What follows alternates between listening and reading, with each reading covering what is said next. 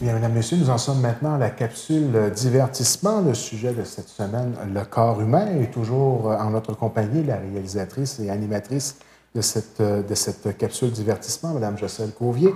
Bonsoir, Josselle. Bonsoir. Ça va bien? Oui. Le corps humain, c'est toute une machine. C'est toute une machine. Puis aujourd'hui, j'ai décidé d'aborder trois petits sujets, trois mini-capsules.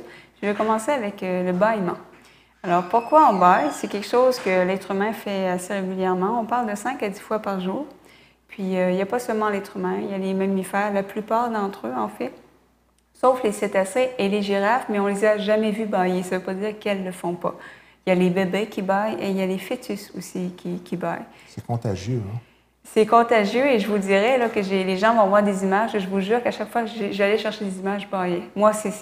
Oh oui, j'entends, là, je fais vraiment des efforts pour ne pas bailler dans le moment. Donc, pourquoi on baille? Pourquoi on baille? Bien, ça peut être un signe d'ennui, ça peut être un signe de fatigue, ça peut être parce qu'on a faim, ça peut être aussi parce qu'on digère. Donc, il y a différentes raisons. Évidemment, ça peut être parce qu'on voit quelqu'un bailler. Et je vais vous expliquer tantôt pourquoi. Donc, les étapes du bâillement, bien évidemment, on va faire une longue inspiration. On va arrêter de respirer. C'est assez bref, on ne va pas trop s'en rendre compte. Puis, il y a certaines personnes que ça peut arriver qu'il y ait des larmes qui coulent. Donc, ça dépend des gens. Puis après ça, bien, lors de l'expiration, on va avoir vraiment un sentiment de bien-être. Il y a un problème, une maladie qui fait que tu bailles, mais tu n'as jamais l'espèce de satisfaction, tu bailles comme à moitié. Il paraît que c'est assez frustrant comme problème. Puis il y a des gens aussi qui, soit qu'ils arrêtent de bailler pour différents problèmes, soit qu'ils baillent tout le temps, ou soit qu'ils se décrochent littéralement la mâchoire. Hey. L'expression, là, c'est vrai, mais c'est assez rare. C'est comme éternuer, hein? Quand tu ne réussis pas à aller jusqu'au bout, c'est un peu frustrant. Exactement. Oui. Les causes de ça, bon, on ne s'entend pas, on n'est pas encore certain sur toutes les causes, mais on en a identifié quelques-unes. Ça nous aide à rester vigilants. Si on est un peu fatigué, on s'ennuie, bien, en baillant, on dirait qu'on reprend le tonus musculaire. Ça va ouvrir aussi les voies aériennes. Normalement, lorsqu'on se réveille, on va bailler justement parce que les voies aériennes vont devenir jusqu'à 4 fois plus grandes. Ah oui. Donc, ça permet, si on veut, de repartir la machine. Le corps humain va repartir. On va démarrer l'ordinateur. On va être bon pour le reste de la journée. On parle aussi de refroidir le cerveau. Oui, ça serait une des raisons qu'on pourrait bailler. C'est sûr qu'à moins 40, c'est un bicycle à gaz. Quand tu bailles, il fait fret. Très bon exemple. Ensuite, on parle d'un langage non verbal. Bon, c'est sûr que si on s'ennuie, on peut transmettre à tout le monde qu'on s'ennuie parce qu'on va bailler devant tout le monde. Chez les singes, le mâle va souvent bailler avant et après l'acte.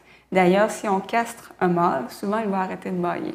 Bon. Donc, chez les animaux, il y a comme un rôle avec la virilité, si on veut. Et pour les êtres humains qui veulent régler le problème, on se fait castrer, tout simplement. Exact, c'est ce que j'allais dire.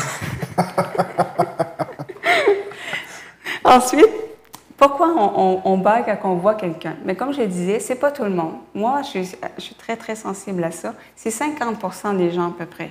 Que si tu vois quelqu'un bailler, tu vas bailler. Ou même si tu entends parler de ça. Et on a réalisé que c'est pas seulement l'aspect visuel parce que les aveugles peuvent bailler si quelqu'un d'autre baille. Donc, il y a quelque chose qui se passe qu'on ne comprend pas encore tout à fait. Puis, qu'est-ce qui se passe lorsqu'on baille? Bien, ça va activer les lobes frontaux du cerveau. Ça, les lobes frontaux, c'est là-dedans qu'il y a l'empathie et puis qu'il y a l'imitation. Donc, on comprend qu'on imite les autres. Relié. Puis au niveau de l'empathie, on a réalisé que plus les gens sont empathiques dans leur personnalité, plus ils vont bailler. Mais ce n'est pas une règle à 100%. Bon. Donc, pourquoi? Ben, si on voit que quelqu'un est fatigué, si quelqu'un s'ennuie, ben, on va vouloir lui démontrer qu'on est empathique avec lui, comme si on verrait quelqu'un pleurer. Ah bon? Oui. Moi, je vends de la publicité. Des fois, mes clients ils ont tendance à me bailler au visage. Je veux savoir qu'est-ce que ça veut dire. Pour moi, la vente n'est pas bien intéressante. Changer la musique. Il peut y avoir d'autres raisons aussi. Ça peut être, par exemple, parce que on a besoin d'oxygène. Puis on parle quand on parle du bâillement, c'est quelque chose qui est présent chez l'être humain depuis des millions d'années. Donc, c'est quelque chose qui est sûrement utile si c'est resté. Par exemple, si quelqu'un manque d'oxygène, je ne sais pas, pour X, Y, Z raison, il va avoir tendance à bâiller. Pourquoi les autres vont répliquer? Une des théories, c'est que les autres se disent, bien, s'il manque d'oxygène, probablement que moi aussi j'en manque parce qu'on respire le même air. C'est le même principe avec le vomissement. Pourquoi lorsque quelqu'un vomit, souvent dans la salle, il y en a 2, 3 qui vont se mettre à vomir, c'est que anciennement, nos ancêtres, l'homme de Néandertal, ben, lorsqu'ils mangeaient quelque chose de toxique, ils se mettaient à vomir. Et les autres, c'était comme un réflexe de survie de vomir aussi parce que probablement qu'ils avaient mangé la même chose. Ah bon. Donc, c'est un peu la même chose qui se passerait avec le bâillement. Puis, pour finir sur le bâillement, pourquoi on met la main devant la bouche? C'est que, selon les Incas, c'était une façon d'empêcher notre âme de sortir. Ah bon. Puis il y avait d'autres peuples, comme les Indiens aussi, qu'eux croyaient que si on ne mettait pas la main devant la bouche, lorsqu'on ouvrait la bouche pour bâiller, il y a des mauvais esprits et même le diable qui en profitait pour rentrer à l'intérieur de nous. Donc, c'est la raison. Très intéressant. Ensuite, un autre petit sujet.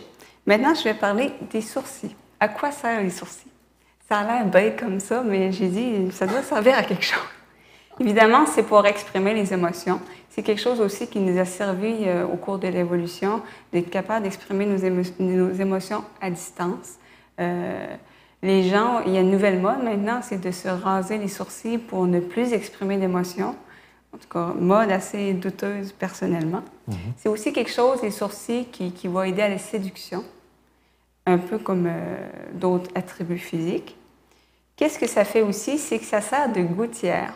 Lorsqu'on a de la sueur, lorsqu'il pleut, ben, les gouttes de pluie vont ruisseler autour des sourcils, puis un peu comme une gouttière, vont aller en dehors des yeux.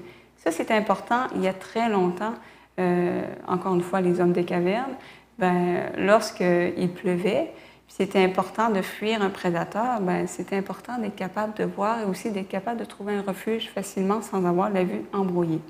C'est la raison pour laquelle, plus ça va, plus les êtres humains ont des sourcils assez fins.